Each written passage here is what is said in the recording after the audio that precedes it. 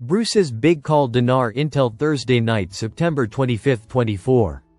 Listen to the full version on the official dinarreport.com website and become our supporter on Patreon. Transcribed by Wiser, now emailed to recaps. Welcome everybody.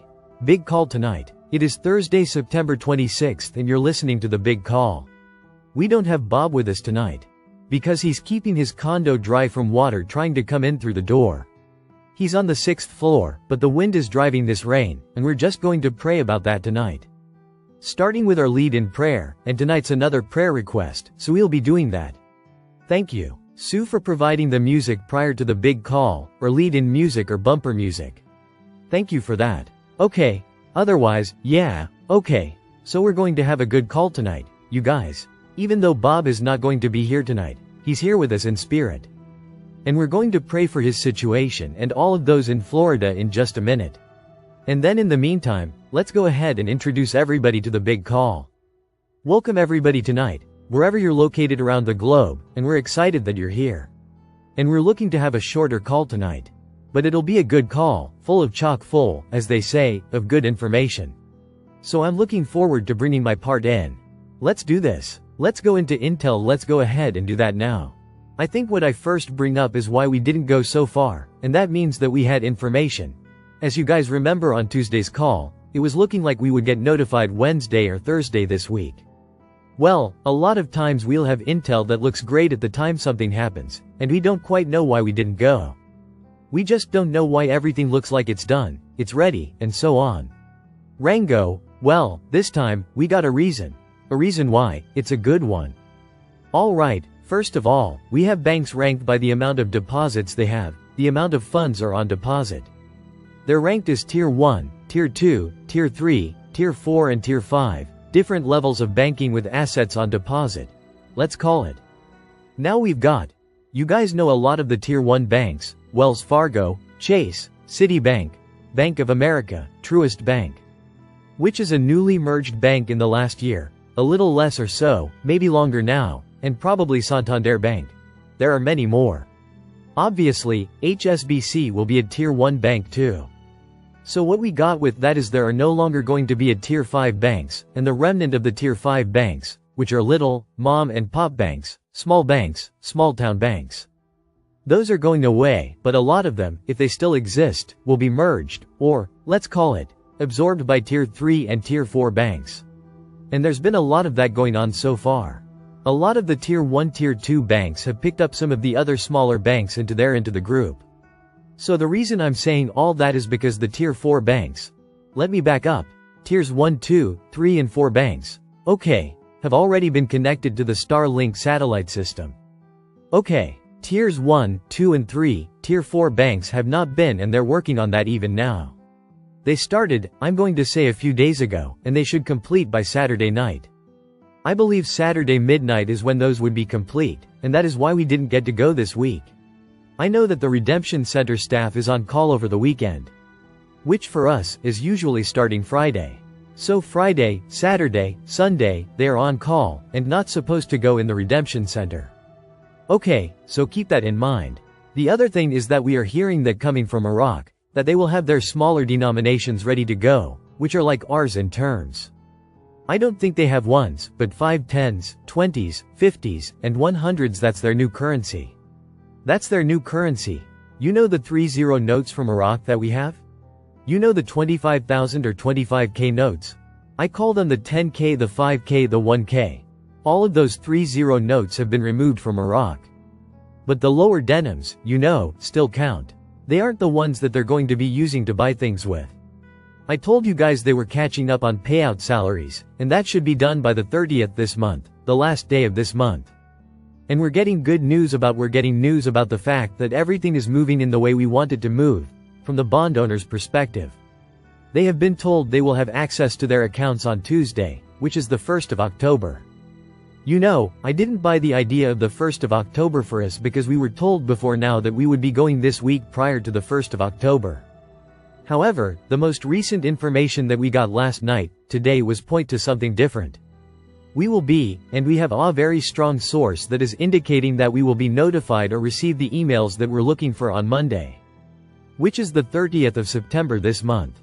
That's this coming Monday, we will receive our notifications. What do we know about the notifications? All we know is that they should occur from east to west coast of the US in a 3-hour period. Okay, they're not all going to come out at once. They're going to be coming out at different times over a 3-hour period, and that should be on Monday. Now, once we get those emails, we'll have a toll-free number. We assume it's a 1-800 number that is in that email that we will use to call the call centers. They are saying that, because a lot of people want to call away, the phone lines could be jammed.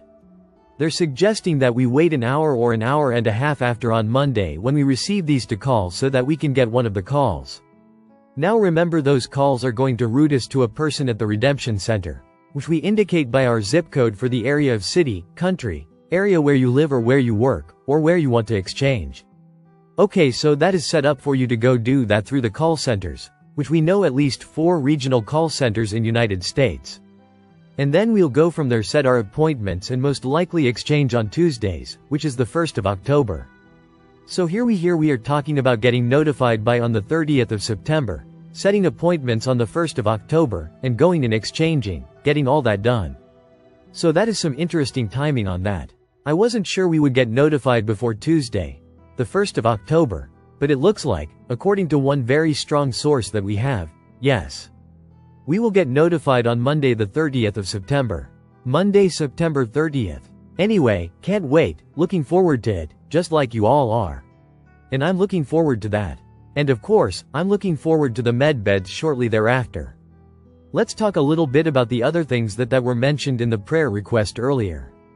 And that is, that Jeannie had brought up, the restitution reclamation allowance for those of us who have currency or exchanging and they know who 80 to 90% of currency holders are. Okay, they already know most, if not most, of the ZIM holders they know, and the regular currencies they don't know for sure. But where I want to go right now, I'm going to deviate just a second. Where are we in terms of banks and redemption centers are seen on their screens? Okay, both banks and redemption centers have the 14 currencies that we know about. They're going up from substantially in value, some of it a ton, as you guys know. And some, maybe not as much, but still pretty strong increases in value. 14 currencies doing that now as of this weekend, and I think we can speak about Saturday. We should have all the countries in the world which people estimate, or people say minus 206, some say 209, let's go with 209 countries. Of that, 197 currencies will be on the screens. They may be able to find anything from Dinar to Timbuktu, anything that is a country with a currency, they'll be able to bring it up. Okay, so bring what you have, if you have bonds. I'm not referring to ZIM here, but I'm saying if you have sheet bonds, or a box of sheet bonds. Make sure you let them know when you book your appointment, because redemption centers have people that can take care of those for you. Okay, but you got to let them know that. Let them know that. Yes, either way, I have sheet bonds, and they are bringing gold bonds, they're railroad bonds. They're whatever they are, German bonds, Yellow Dragon, whatever they are, bonds. Let them know when you talk to them, that you have some and that you'll be bringing down if you have bonds. You better have good diligence. For those that you have good provenance is the word, provenance for those bonds, paperwork, where they came from. Who owns them? How did you get them? Blah, blah, all that stuff. They have to go through that and verify, number 1, that they're legitimate bonds, and number 2, that you're the legitimate owner of those bonds. So there's a lot to that aspect of it that'll take more time. Let them know if you have any and want to bring them to the redemption center, but we'll handle this for you now. Going back to what I'm saying, our RNR, if we're exchanging of currencies, is supposed to already be deposited into our Quantum financial accounts. Okay? Our Quantum account has it in there. You're only going to move those funds into your primary or secondary wealth account with the Quantum card, which you get at your redemption center appointment. You get a Quantum access card, and you say a Quantum card 3 times the thickness of a credit card with 3 chips in it. Usually they use your biometric fingerprint or thumbprint. They'll use a username and password, and you'll have 5-digit PIN code. Okay. And a brand new, not an existing but a new email account. And then, of course, you'll have the email account, and a new password for that. Those 5 steps are what you need to set up your Quantum account and move on. The only thing you do with this one card, and it's only used to move funds from the Quantum account to a Wells Fargo or another bank. Down the road, initially Wells, to move funds into the Wells Fargo. I call it primary or master account. Okay, so we're going to do that on day one when we get in. And you'll have access to some of those monies on day one, at the time of your exchange. Okay? And that initial transfer hopefully will ask you for the first 3,060, maybe 90 days after the exchange, but you're going to be able to use that Quantum card to move those funds as you need. That's what it's used for.